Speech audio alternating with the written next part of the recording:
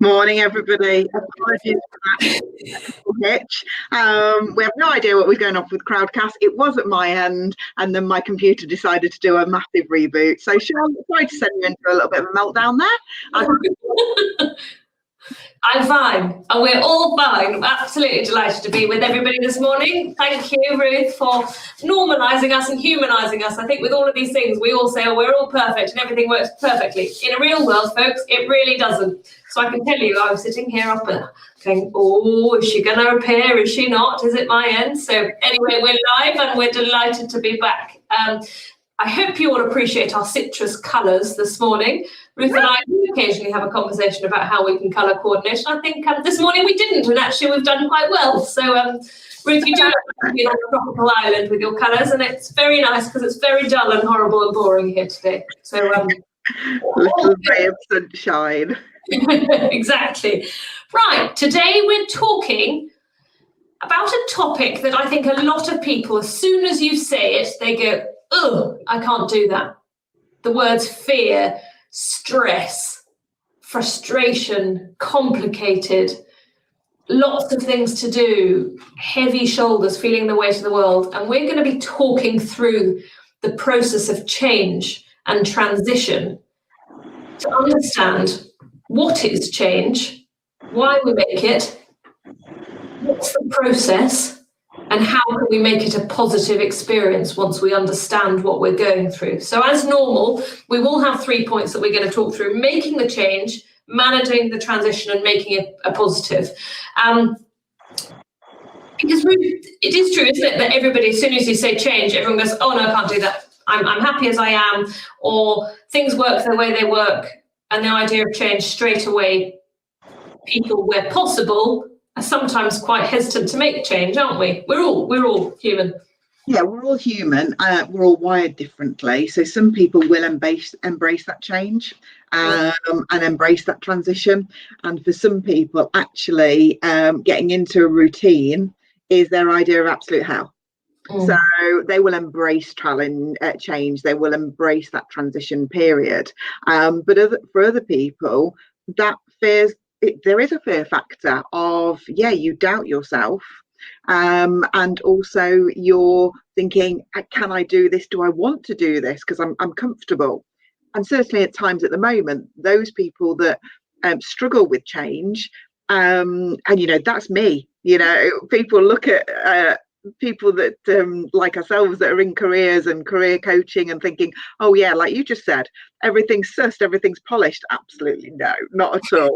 When grenades are thrown my way, I feel that my boat is getting rocked a little bit. And at the moment, a lot of people are being thrown into transition.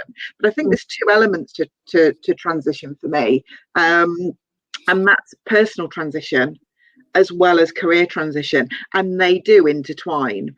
We go through we are all transitioning, from babies to toddlers to children to young adults to mature adults, to wherever you go within your life, you are changing, and we get through it. So for the thing that I would say for people that are hesitant and nervous, it's one of the things that we talk a lot about is look back and just look at what you've already achieved. You have achieved already, and grasp onto that, and don't forget that. Now that can be anything within, as I say, personal and professional, because just grab those things and write them down. Have a list of, these are the things that I've already achieved in my life, in my career, but also when I've been in transition, and maybe try and think about that transition piece a little bit more. But we're all different, aren't we? We all deal with transition and change differently. I think it's quite interesting if you put that world of transition into a different context, and we think sport for a minute, just thinking about what you said. You think about everything you've already done, and you think, I was listening to a podcast the other day in the car, and it was a woman she's a trail runner, and she was talking about her fitness program. She said, the thing is with these elite athletes, you think that we go out and we bust through 100-mile runs every day for our training programs. It's not. As with anyone who's run a marathon or done any long distance race, It's little bit, little bit, little bit, little bit. And through that, you're able to change your physique, you're able to change your fitness, you're able to change your mindset, and your body goes through a natural transition. But that's only done by all the stuff that you've already achieved. And I really that resonated with me, because I agree with that in change. And I appreciated and understood how we can change our mindset by reflection.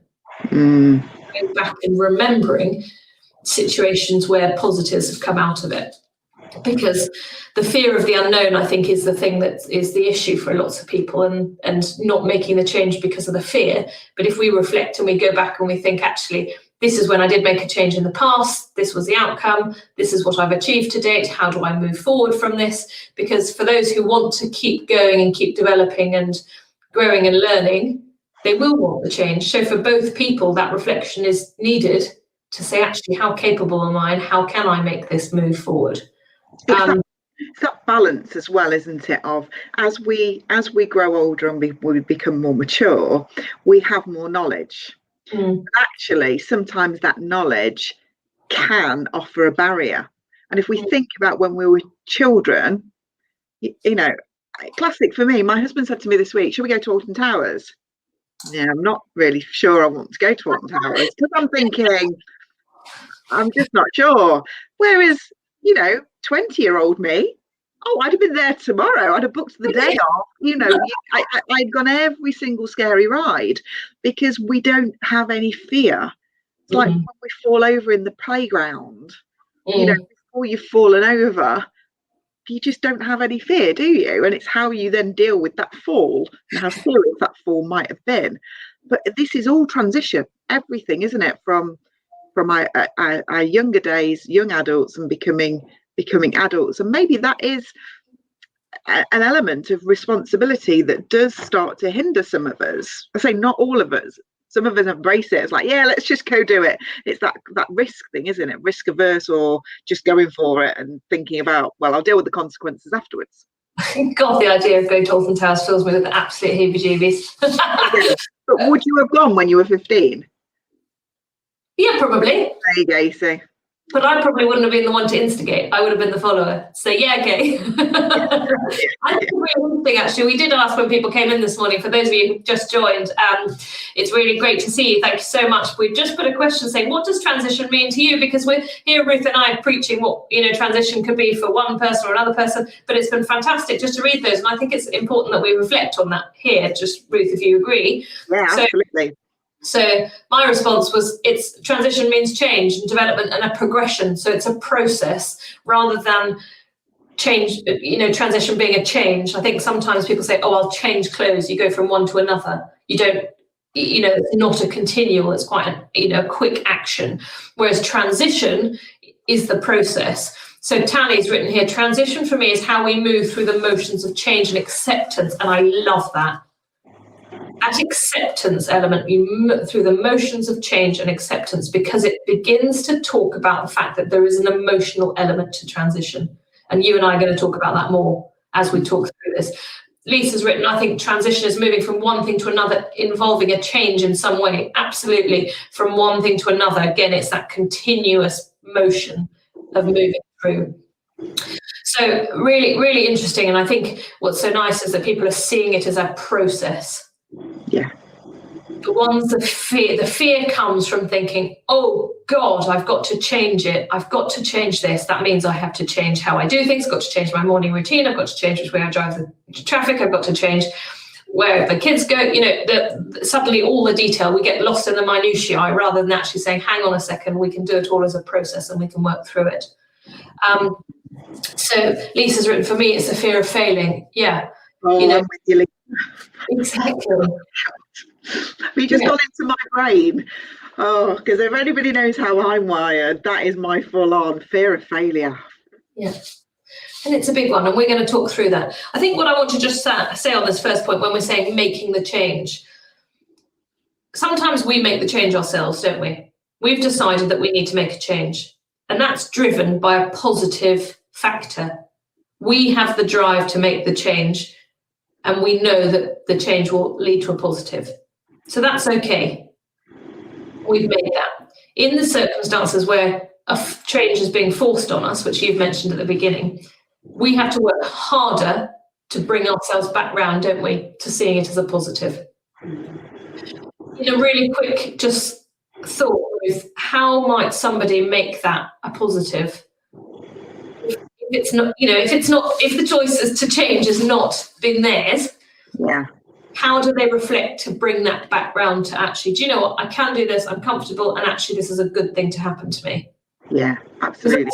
And actually, Emma's just popped on and said, see it as a process. And I think that's a way to do it. I think I've said this already today, is that everybody's different. But the one thing that I would encourage is that when it happens, it's that stop and reflect. Your immediate reaction is going to be one of fear, as we've talked a lot about already, scared, a feeling of loss of control, because the decision's been made for you, not you making that decision. Especially, and sometimes you can see it coming. So if it's redundancies or something like that, we talk about careers, but this is life into careers, because relationships break down. You might not have seen that coming. Relations break down and you see them coming, but it's still not good. It's not what you wanted to happen.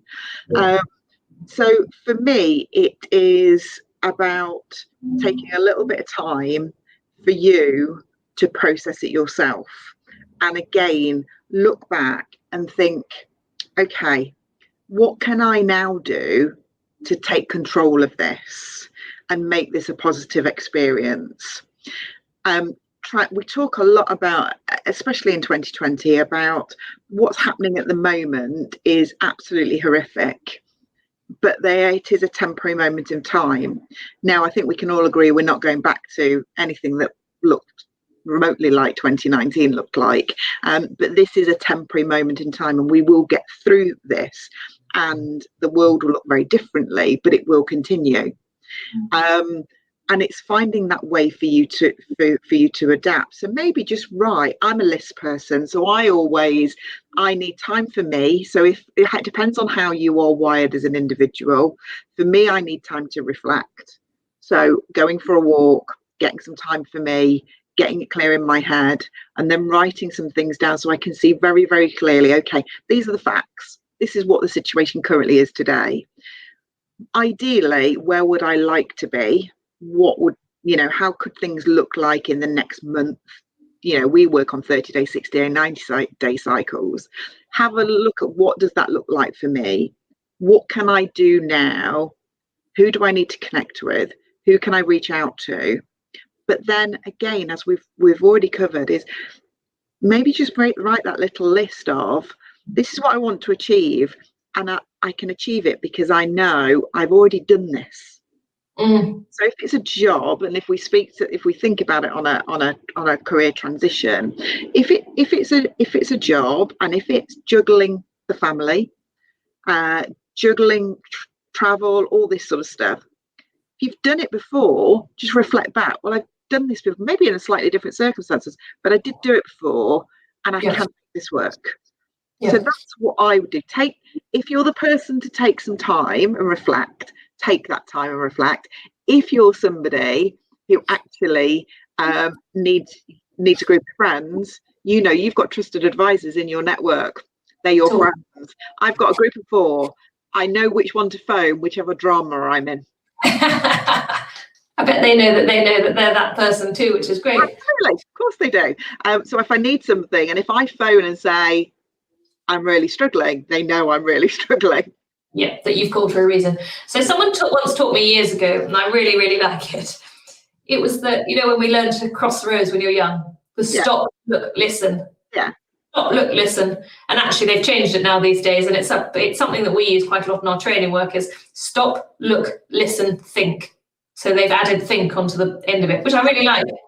But if you stop, reassess the situation, what's happened, don't panic, just stop. Like you said, stop, find some time for you. Ruth, tell us honestly, we all know that you take your shoes off and put it in the sand somewhere. put it in the sea, in the sea.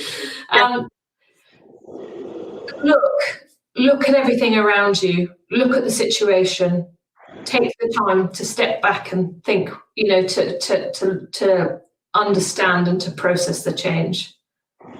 Listen to how you're feeling and don't underestimate that. So if that's a positive, great. And this is for people who are just as positive about the change. I'd always encourage them. The people who are like, right, I'm ready to move on, I'd still say, stop. Oh, yeah. Because you almost have to rein them back a bit because they're so excited to make the change. Like, hang on a second, let's just make sure this is the correct change to make. Because otherwise you become one of the ones who are always jumping and moving around, which again suits some people. But long term, actually, from a satisfaction, from an enrichment point of view out of careers, you want to find something that you can settle into and really enjoy that. So I really like that. So stop, the look, the listen to yourself, and the think. Think about, and it's the forward planning.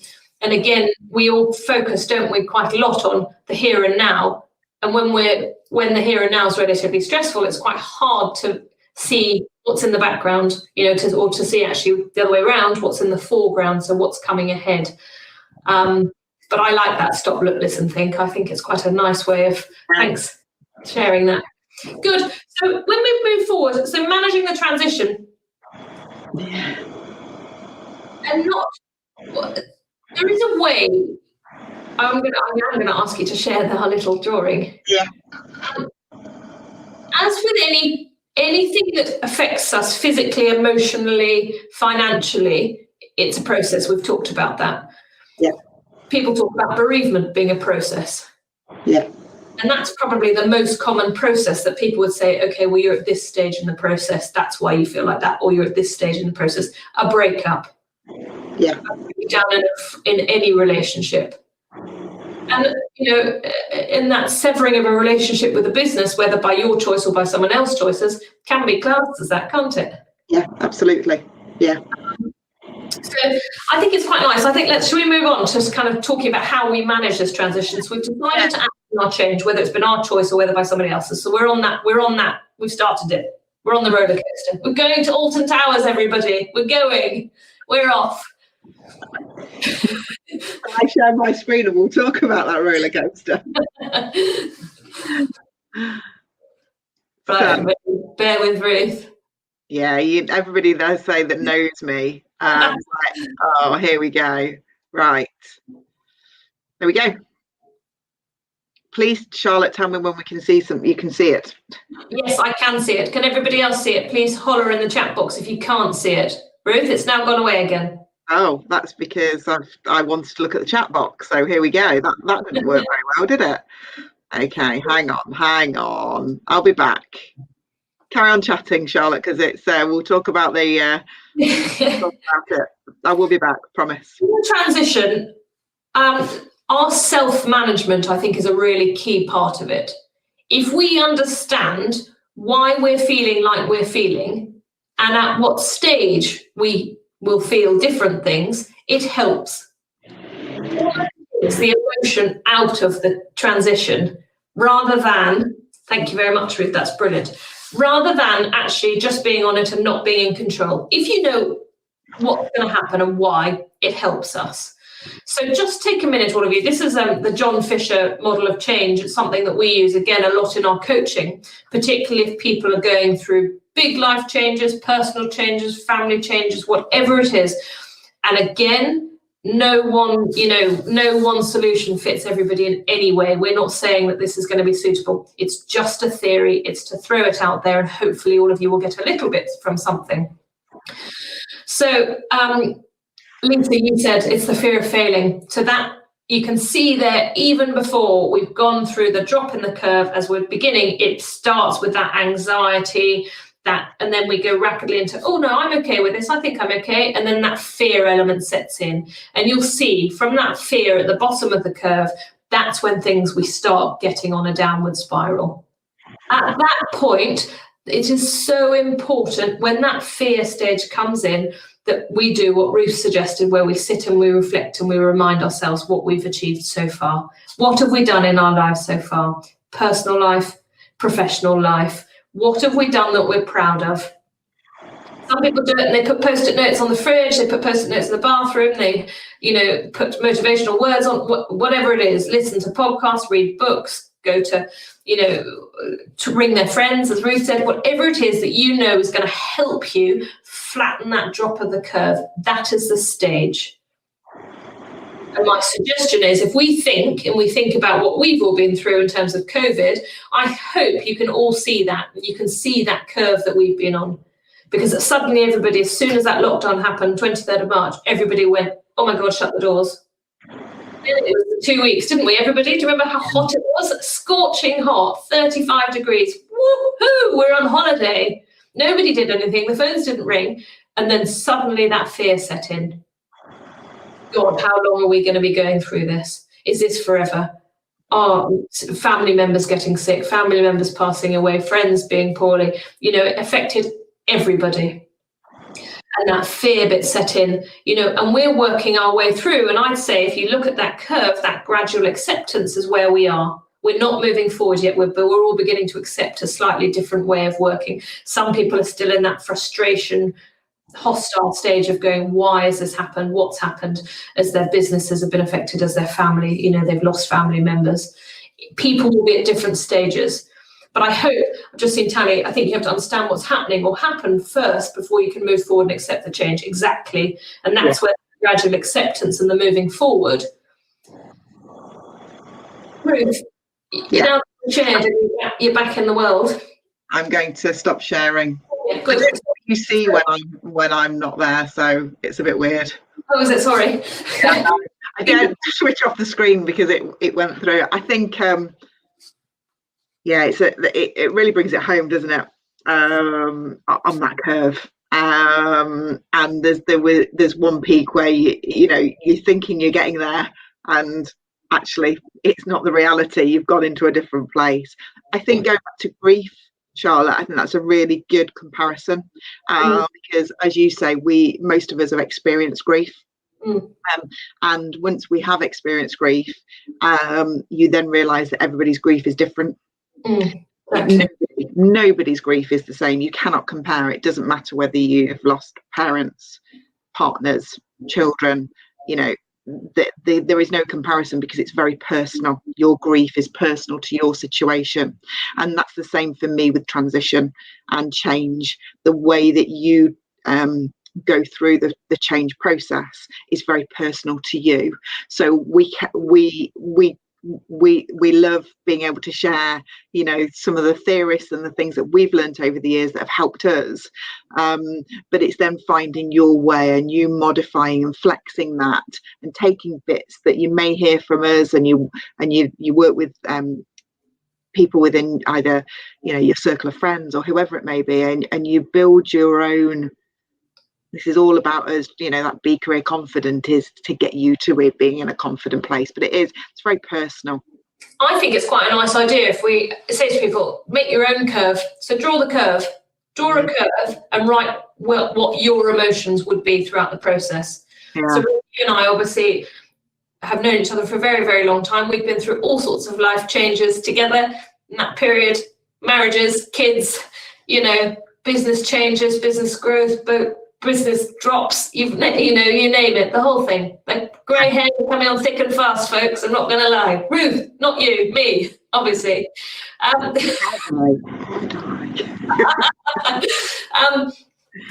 We know, and Ruth would probably say, at various points in the process, for me in change, I will get relatively forthright, and I need that to energize me. And it's at a time when I don't want to be like that. And I know I have to dig deep, and I almost become a bit difficult at that stage. And for me, that's an acceptance to say, actually, okay, progress is coming.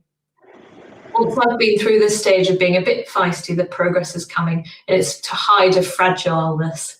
And I think if you share that with the people around you, that so helps, because they can help you through the process. As with bereavement, as with anything, it's so important, isn't it, that we can reach out to people and say, listen, this is why I feel like this. This is what I'm working through. This is where I'm hoping I'll get to, and asking for the help and support. And it does sound a little bit Lisa, thank you. I've just seen that, and that has absolutely resonated. I felt embarrassed about my redundancy. Do you know what? You are not alone, and there is absolutely nothing in any way, shape, or form to be embarrassed about. Yeah, and that's not a quick solve. That's not a, you can cover it by doing this, or you can cover it by doing that. That is such an honest thing to say, and you are doing so phenomenally well to be able to say that. And when you can say that to people who know you and love you and can support you and stand around you, that's when they will empower you. And you can empower yourself to say, actually, this is okay. Yeah.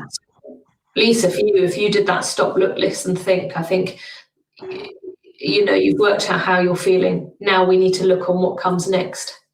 If you need to empower yourself, remember how capable you are, remember all the stuff you've done. That redundancy, Ruth, and would you agree that actually redundancy is an action? It's not a process. Yeah, it happens. It's done. So we now need to move on. Yeah, very much so.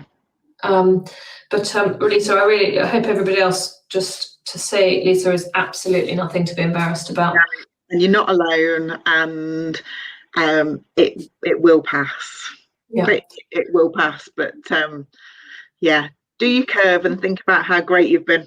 Yeah, and it's funny, isn't it? So as business owners, both Ruth and I have been running businesses for 10 years plus.